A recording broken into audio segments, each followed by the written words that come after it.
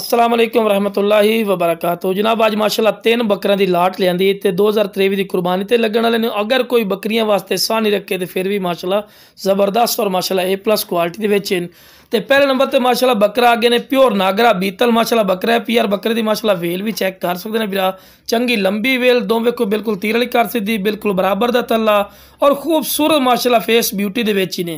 ते लो भरा face beauty भी तुसीं चेक कर सकते हैं माशाल्लाह खूबसूरत माशाल्लाह फेस ब्यूटी दे विच ते जनाब ताज़ा 2 दंद हो रही है जनाब, बिल्कुल छीर पाई खड़ा जनाब, चेक कर सकते हैं बिल्कुल तैयार है दुंदा आवन नूं। ते लो भरा टोर फिर के विखा रहे हैं कि कोई लंगड़ा लूला नहीं, सेहतमंद और माशाल्लाह एक्टिव ने ते डिमांड ही बिल्कुल जायज़ और मकूल है। ते लो भरा खूबसूरती और हुसन दी माशाल्लाह खीरी ने माशाल्लाह प्योर वाइट खट्टा मक्खी चीना माशाल्लाह मदरसा नस्ल का माशाल्लाह बकरा ही ने। और ये भी जनाब कुर्बानी ते लगदा ने 12 तो 13 महीने माशाल्लाह दी उम्र है पई और माशाल्लाह मोटे हड्ड पैरों दे विच ने और डबल हड्डी माशाल्लाह पठोरा पिया।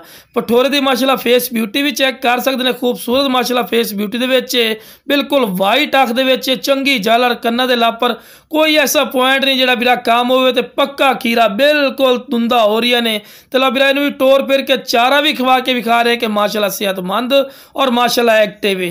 ते लो बिरा आखिरी नंबर ते आ गए ने लाल मक्खी चीना प्योर मदरसा नस्ल का माशाल्लाह बकरा ही ने। 12 तो 13 महीने माशाल्लाह दी उम्र है पई ते डिमांड ही बिल्कुल जायज़ और मकूल हो सी बिरा, कोई ज़्यादा डिमांड नहीं होती है। हाँ अगर तुम ये मंडी बिरा चले जाओ ना तो जनाब 40-40 हज़ार रुपए तो घट पठोरे नहीं मिलने। तो मेरी गल भी तुम्हें बिरा समझ आ गई, थोड़ी सोच तो भी इंशाल्लाह काम राइट हो सी जेड़ा बिरा सब तो पहले कॉल कर सी। ओके जनाब, अस्सलाम वालेकुम रहमतुल्लाहि।